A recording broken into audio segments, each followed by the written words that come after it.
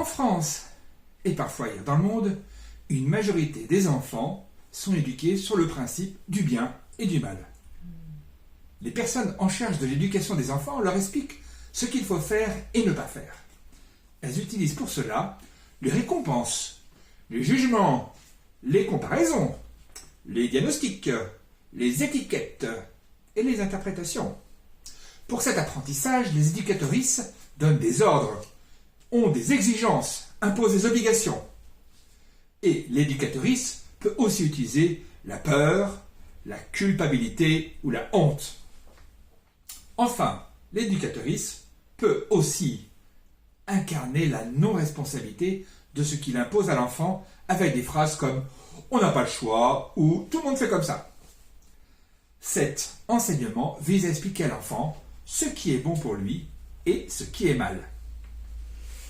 On retrouve ces mêmes méthodes dans la vie professionnelle, avec la prime, le blâme, la promotion, la réprimande, le feedback, le licenciement. Même chose dans la vie sociale, les institutions, les associations, la justice, le milieu médical. Toutes ces organisations nous expliquent ce qui est dangereux, asocial, risqué, irrespectueux. Dans ce postulat, l'être humain ne sait pas ce qui est bien ou mal. Et pour l'éduquer, il faut le corriger ou lui expliquer ce qu'il ne sait pas. Ce paradigme actuel est tellement évident et habituel que je peux ne plus le voir. Et en même temps, depuis quelques années, nous vivons quotidiennement d'autres façons de faire et d'être ensemble.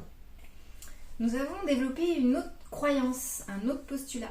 Nous croyons que l'être humain aime par-dessus tout contribuer au bien-être des autres et de soi, au bien-être du reste du vivant, à condition qu'il en ait l'élan, le temps, l'énergie, l'été quoi.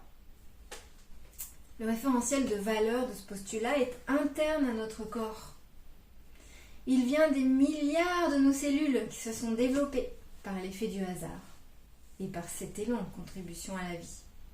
Et en plus, nous croyons que nous avons toutes et tous ce même élan de vie, ce même référentiel, ces mêmes valeurs internes. Et donc, dans ce paradigme nouveau, l'éducation consiste à développer la conscience de nos besoins mutuels. Nous apprenons à développer notre authenticité, à être en écoute empathique des autres et à reprendre la responsabilité de nos émotions et de nos actes. Nous apprenons à mettre de la conscience sur nos choix. Dans ce paradigme nouveau, nous développons des organisations qui cultivent des postures de coopération, d'autonomie et d'interdépendance. Ce nouveau paradigme, formalisé par Marshall Rosenberg dans la communication non violente, nous le retrouvons dans les mouvements d'éducation populaire et de l'écologie sensible. Comme le postulat précédent, et comme tout postulat, rien ne prouve scientifiquement que ce soit une vérité.